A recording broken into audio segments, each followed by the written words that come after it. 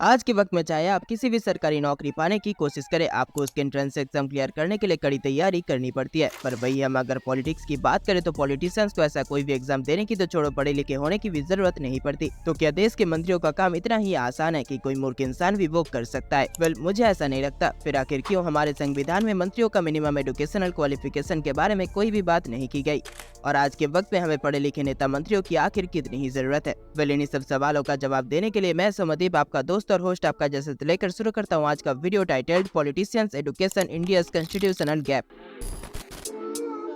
तो सोचने वालों, बिना वक्त बर्बाद किए चलिए हम आगे बढ़ते हैं हमारे पहले सवाल की तरफ कि आखिर क्यों हमारे संविधान में नेता मंत्रियों के एजुकेशनल क्वालिफिकेशन के बारे में कोई भी बात क्यों नहीं की गई।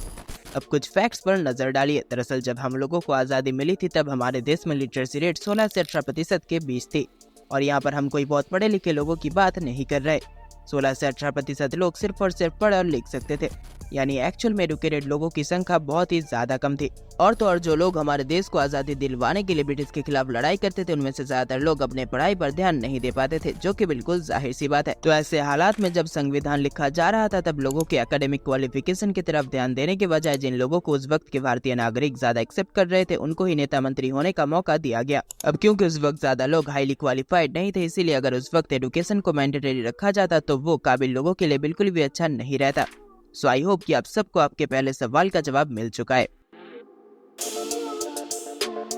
तो सोचने वालों, चलिए अब दूसरे सवाल की ओर आगे बढ़ते हैं कि आज के दिन में हमें पढ़े लिखे नेता मंत्रियों की आखिर कितनी जरूरत है। अब वैसे तो इस सवाल का जवाब काफी ऑब्वियस है, लेकिन जब हम भारत जैसे एक देश की बात करते हैं जहां पर 140 करोड़ से भी ज्यादा लोग रहते हैं, तब हम ये नहीं सोच सकते कि हर कोई एक बात पर एग्री करेगा। पर अगर हम इस बात को साधारण तरीके से सोचे तो जवाब काफी आसान है। अब उदाहरण के तौर पर कृषि दफ्तर की ही बात करते हैं। ये तो अब सभी को पता है कि कृषि दफ्तर का काम क्या है और उनका उद्देश्य क्या है। तो अब मान लेते हैं कि आपको दो लोगों में से चुनना है कि किसके ऊपर कृषि दफ्तर का भार देना है। पहला आदमी फसल या किसानों के बारे में कोई भी दिलचस्पी नहीं रखता, लेकिन फिर भी वो आपसे वोट मांगता है और कहता है कि वो आने वाले वक्त में एग्रीकल्चर में बहुत बड़ा इम्पैक्ट क्रिएट करेगा। पर वही दूसरी ओर एक ऐसा आदमी है जिसने एग्रीकल्चरल साइंस में PhD कर रखा है और वो भी आपसे एक ही वादा करता है और आपसे वोट मांगता है। तो ऐसे में तो ये साफ दिख रहा है कि दूसरा आदमी ज्यादा डिजर्विंग है। अब मुझे पता है कि आप में से बहुत सारे लोग ये कह सकते हैं कि पढ़े लिखे होने का मतलब ये तो नहीं कि वो आदमी जरूर से जरूर काम कर पाएगा। वेल, इस बात की गारंटी तो कोई भी नहीं दे सकता। पर अगर हम पॉसिबिलिटी की बात करें तो पहले आदमी को जहां अपना काम ठीक से पता ही नहीं, वही दूसरे आदमी को कम से कम ये तो पता है कि उसे क्या करना है और कैसे करना है। लेकिन सोचने वालों, आज के वक्त में हमारे देश के नेता मंत्रियों का एजुकेशनल क्वालिफिकेशन आखिर कैसा है? ये समझने के लिए आज के वक्त में जो पार्टी हमारे देश में सरकार चला रही है उस पार्टी की ही उदाहरण ले लेते हैं। अब जैसा कि आप सभी को पता है कि सेंट्रल में अभी बीजेपी की सरकार है, तो आखिर बीजेपी के साथ जुड़े हुए नेता मंत्रियों की एजुकेशनल क्वालिफिकेशन क्या है? अब सोचने वालों, ऐसा नहीं है कि बीजेपी के साथ जुड़े हुए हर एक नेता मंत्री काफी पढ़े लिखे हैं या कम पढ़े लिखे हैं। अगर हम बीजेपी के external affairs minister doctor S Jaishankar की बात करें तो उन्होंने केमिस्ट्री में बैचलर्स डिग्री हासिल करी है और तो और उन्होंने पॉलिटिकल साइंस में भी मास्टर डिग्री कंप्लीट करी है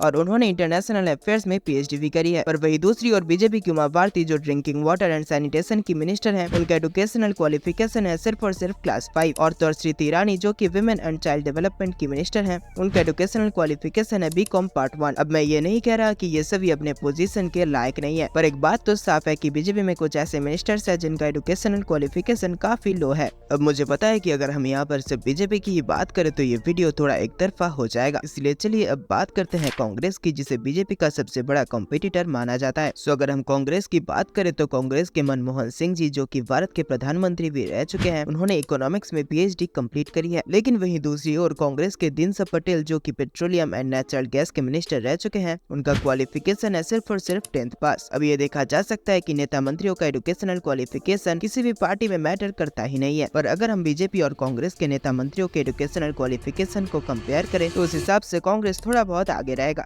पर सोचने वालों, कि आज के वक्त में वोट देते वक्त कोई ये देखता भी है कि वो जिसे वोट दे रहे हैं वो कितना क्वालिफाइड है? ज्यादातर लोग इस बात पर ही ध्यान देते हैं कि वो किस पार्टी को वोट दे रहे हैं। उन्हें इस बात का कोई भी चिंता नहीं रहता है कि वो इंडिविजुअली किसको वोट दे रहे हैं और किसको अपने इलाके में चुन रहे हैं। तो ऐसे में अगर कोई लेस क्वालिफाइड व्यक्ति भी एक ऐसे पार्टी के लिए चुनाव लड़े जिसका इन्फ्लुएंस लोगों में बहुत अच्छा है, तो वो बहुत ही आसानी से जीत जाएगा और इसमें कोई भी अबनॉर्मल बात नहीं है। जब तक हम वोटर्स को सही तरह से सोचना नहीं आएगा तब तक हम ऐसे लोगों को चुनते रहेंगे जो अपने अपने पोजीशन के लायक भी नहीं है। तो अब बात आती है कि इस वीडियो को बनाने का हमारा आखिर मकसद क्या है। सबसे पहले तो अगर आप इस वीडियो को देख भी रहे हैं तो आप दूसरे लोगों से काफी ज्यादा जागरूक हैं और आप सोचने और समझने के काबिल हैं। इसलिए हमारा मोटिव ये है कि हमारी आवाज इस वीडियो के माध्यम से दूसरे लोगों तक पहुंचे और वोट देने से पहले वो कम से कम एक बार तो सोचे कि वो आखिर किन्हें वोट दे रहे हैं। तो आई होप कि ये वीडियो आपको अच्छी लगी है। तो प्लीज ऐसे ही नए वीडियो देखने के लिए हमारे चैनल को सब्सक्राइब करके बेल आइकन को दबा दीजिए ताकि आपको हमारे नए वीडियोस के नोटिफिकेशन सबसे पहले मिल सके। वीडियो को यहाँ तक देखने के लिए आपका धन्यवाद।